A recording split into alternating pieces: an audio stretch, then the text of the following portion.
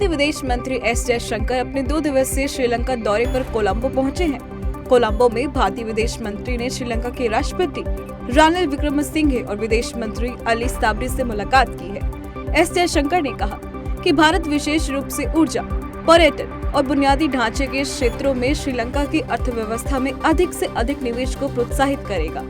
वहीं श्रीलंका के विदेश मंत्री अली साबरी ने कहा, यह कहने में कोई अतिशयोक्ति नहीं होगी कि आवश्यक वस्तुओं के आयात के लिए भारत से 4 बिलियन अमेरिकी डॉलर के क्रेडिट लाइन की भारी सहायता के कारण हम वित्तीय स्थिरता के कुछ उपाय हासिल करने में सक्षम रहे। मैं प्रधानमंत्री मोदी का आभार व्यक्त करता हूं। देश के उच्चतम न्यायालय ने बिहार में जाति आधारित जनगणना कराने के बिहार सरकार के फैसले को चुनौती देने वाले विभिन्न याचिकाओं पर विचार करने से इनकार कर दिया है। याचिका में कहा गया था कि जातीय जनगणना का नोटिफिकेशन मूल भावना के खिलाफ है और ये संविधान के मूल ढांचे का उल्लंघन है।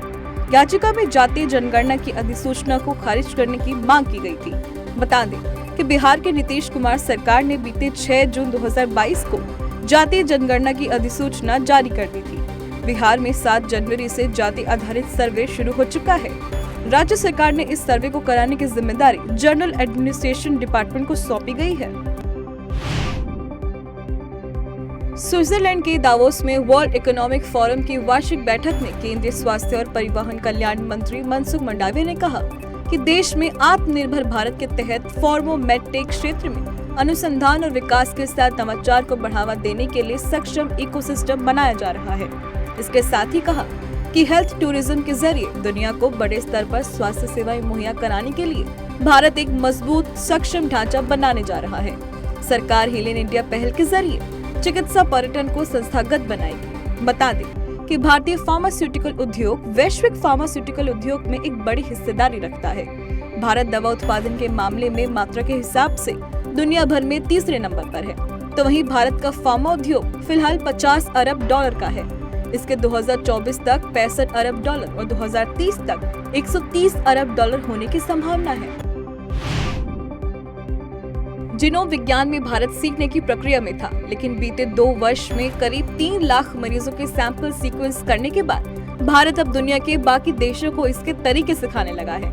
ऐसे में विश्व स्वास्थ्य संगठन ने दूसरे देशों के साथ इन तकनीकों को साझा करने के लिए भारत से मदद मांगी, जिसके बाद भारत सरकार की ओर से वैज्ञानिकों का एक दल इस काम में जुटा है। बता दें कि हाल ही में भारतीय वैज्ञानिकों का एक दल मालदीव पहुंचा और वहां के डॉक्टर और वैज्ञानिकों को प्रशिक्षित किया।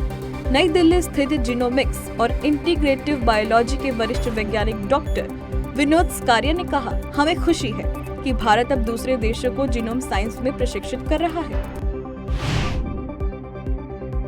देश के कुछ राज्यों से वंदे भारत ट्रेनों का संचालन शुरू हो गया है। आने वाले कुछ दिनों में अन्य राज्यों से भी ये ट्रेनें चलती हुई नजर आएंगी। रेल मंत्रालय के हवाले से आई जानकारी के अनुसार 2025 के अंत तक 278 वंदे भारत ट्रेनें तैयार हो जाएंगी। फिलहाल 78 वंदे भारत ट्रेनों को रेलवे की चेन्नई स्थित आईसीएफ और प्राइवेट कंपनी मेधा मिलकर तैयार कर रही हैं। इसके अलावा 400 वंदे भारत ट्रेनें और बननी हैं। इनको भी प्राइवेट कंपनियां तैयार करेंगी। रेलवे मंत्रालय इस महीने 200 नई वंदे भारत ट्रेनों का टेंडर कराएगी। इसके अलावा 2027 तक केंद्र सरकार ने अभी देश भर में 478 वंदे भारत ट्रेनों को चलाने की मंजूरी दी है।